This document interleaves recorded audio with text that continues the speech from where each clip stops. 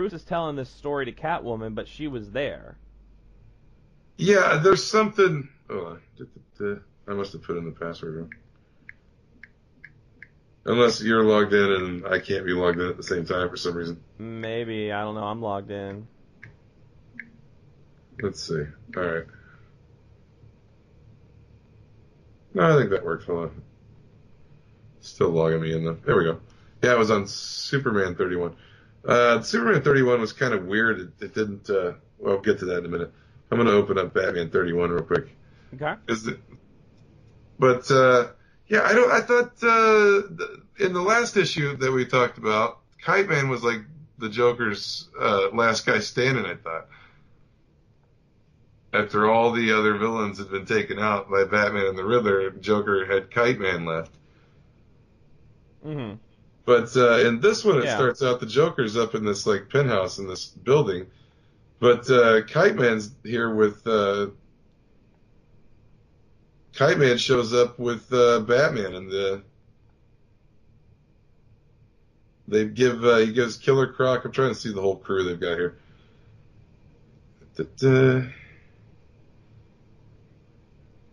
You got Riddler, Kite Man. Of course, Firefly doesn't need it.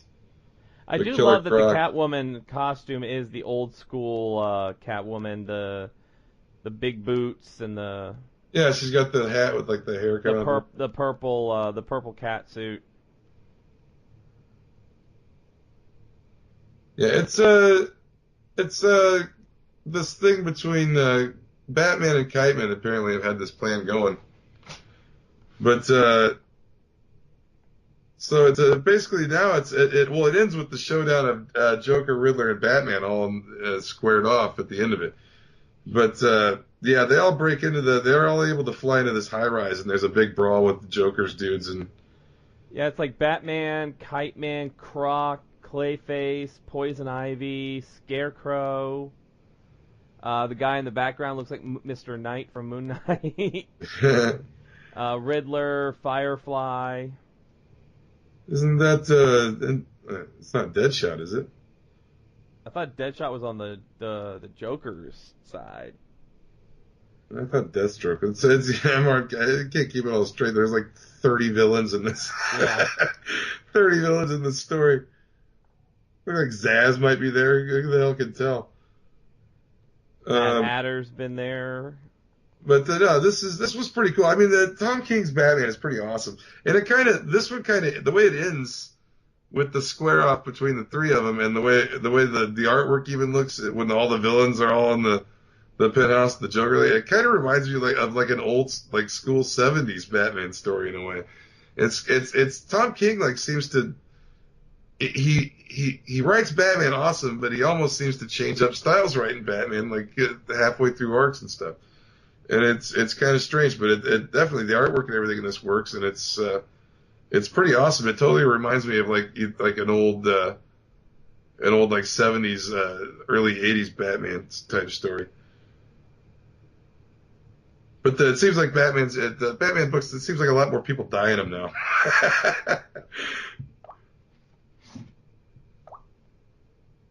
But that one was good. I thought. Okay, so Batman it is Zaz. The one I was looking at was Zaz. Yeah, but they have him all white with all his little hash marks on him.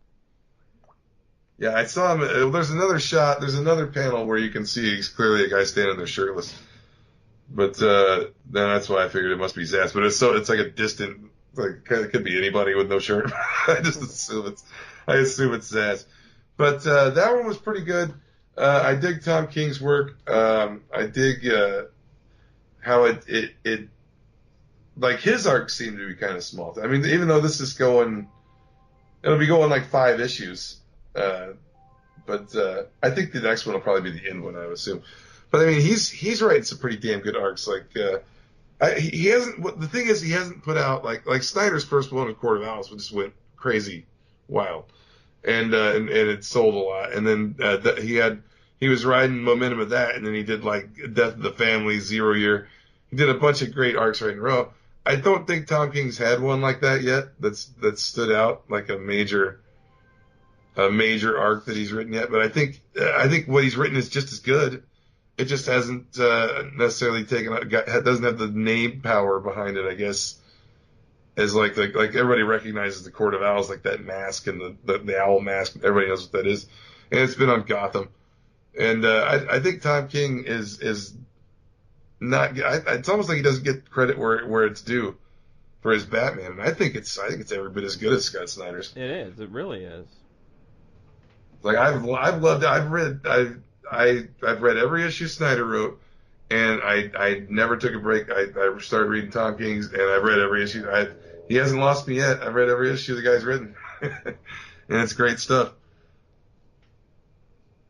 And also, if you want me to continue on with my readings, yeah. I read the Wonder Woman Conan crossover. Gail Simone wrote it, I think, and it's actually not too bad. It's kind of like, it's we're not huge fans of Simone, but like we said, her work is pretty solid sometimes in certain cases, and I think it's a pretty good crossover. I thought that like Dark Horse and like Marvel pretty much own Conan. I don't know how DC finagled to use Conan, but DC's been working so many. I mean, DC had Batman, Teenage Mutant Ninja Turtles with IDW. That's true. Deals are made these days, I guess, more frequently than they used to be. But I mean, the Wonder Woman Conan is actually pretty good. It talks about like Conan as a boy went with his father to this village, and they had a representative there from Themyscira, and it was Wonder Woman, I guess, as a child was there, and they met as children, Conan and Wonder Woman. And then later on, Conan finds her. She's being held captive by these dudes, and he frees her, and they meet, and they recognize each other from long ago. And then I think it must be like an ongoing series, as far as I don't know, because it ended like, it wasn't over. There's obviously more story. They were like being surrounded, and they were going to fight their way out or whatever. I believe it's a mini series, yeah. But it was actually pretty good. It just depends on what Gail Simone's writing, I guess. Because, like, her Red Sonja was pretty good. I loved her Batgirl when that was going on. And, what was the one that really sucked that they did? With the kids. I can't remember what it was. The Movement. The Movement. We're not even going to talk about that one. We're not even going to get into that can of worms. I've said all I can about that one. Yeah. Go back and listen to some early shows when that was coming out. No, you have to maybe go back. That might have been out there panel to panel. Who knows? I think it was. No, it's pretty good. I got to say, I haven't read anything Simone's written in a while. But I always thought like her Red Sonja was pretty solid, and like I said, I loved her Batgirl run that she did. But it's pretty good. If you just like a Conan purist and you have to have everything Conan, definitely get it. It's definitely worthwhile Conan storytelling with some Wonder Woman thrown into it, and she's not. He calls her Yana in it. He doesn't even call her Diana in it. He calls her like I guess that's another name for her. But but she is Wonder Woman apparently, and it's like some weird like alternate universe where it must be like a part of the DC multiverse, the magic multiverse that they can make everything happen at once. I liked it when they were doing the King Conan series. Yeah, I love the Howard licensed ones for Dark Horse. Are probably the best. They're fucking awesome. They had great art. I think that was like painted.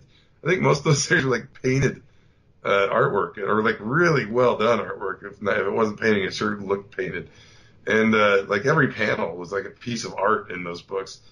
And I loved them. And I haven't read. There's been a few released that I haven't got, and I'm hoping that they put out like like an omnibus or like a collection later that's got all the licensed Howard stories in it. Which they might have already done too. I'm just lazy about research and looking this stuff up. But there's so much. If I actively researched what books I wanted to read, I would never leave this computer, and I'd never leave this house because there's so much shit I want to read. So I just kind of find it as it comes to me rather than actively look for it, or it would drive me nuts. Yes, indeed. Well, like I said, Spin blanked out. He was checking something on the monitor. Yeah, I was actually checking something from DC, so I kind of like spaced out. I keep there. rambling because he's reading stuff, so I just keep talking. I'm keeping up because, like I said, I didn't read too much this week because I was working, and DC, big week for DC. I mean, with Trinity, Superman, Super Sons, Aquaman. Superman. I'll tell you, I was actually a little disappointed in Superman this week because it shows this battle with Deathstroke and Superman on the cover, and that never really happens. You don't get the Superman. I think you're going to get it, like in the next issue, maybe. The way they leave it, but what happens basically is Lois Lane wants to interview Deathstroke because he's a killer for hire, and she wants to interview him. So she goes to seek him out, and Deathstroke actually she notices Deathstroke actually saves a little boy that gets caught in the crossfire of the shootout. So she thinks he's not all that bad, but basically, and then Superman like flies in and like tries to save the day for everybody, and she gets mad at him for watching over her shoulder, but she gets the interview with Deathstroke. She turns it in to Perry.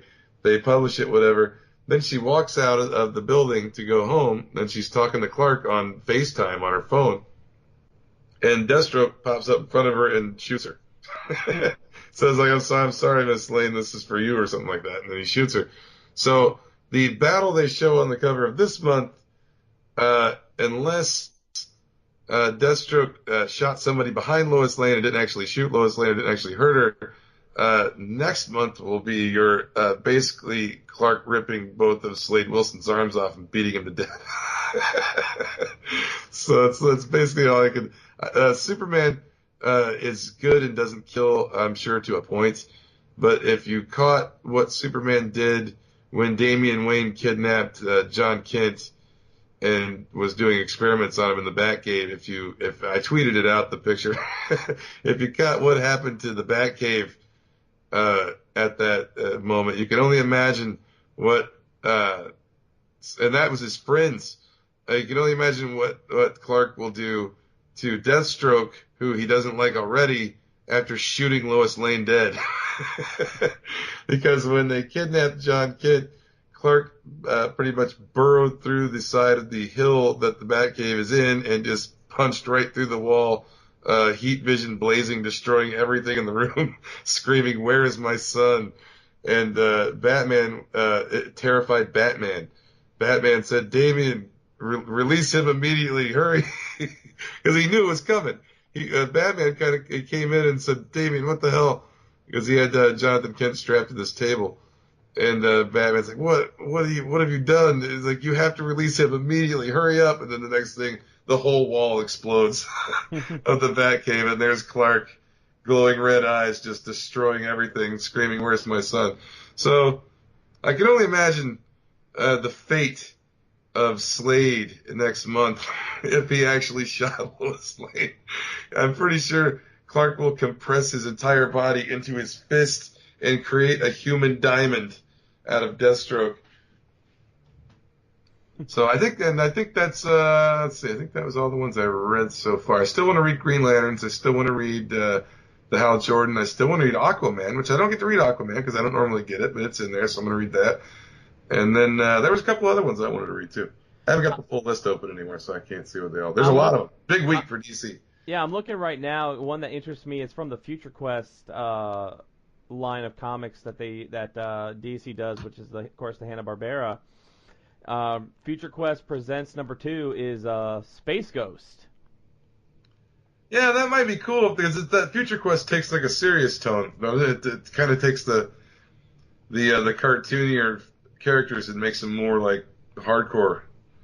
Yeah, and I mean, still sticking like this one. It's Space Ghost and Egu from the Herculoids. Oh, so it's going to be probably more like the actual Space Ghost before they made him all like a comedian and shit. Yeah, the original series. Yeah, so like from what I'm getting from just perusing it right now, Egu from the Herculoids is with Space Ghost. How is that noise that those things make? It'd be great to you find that noise and put it somewhere in the show.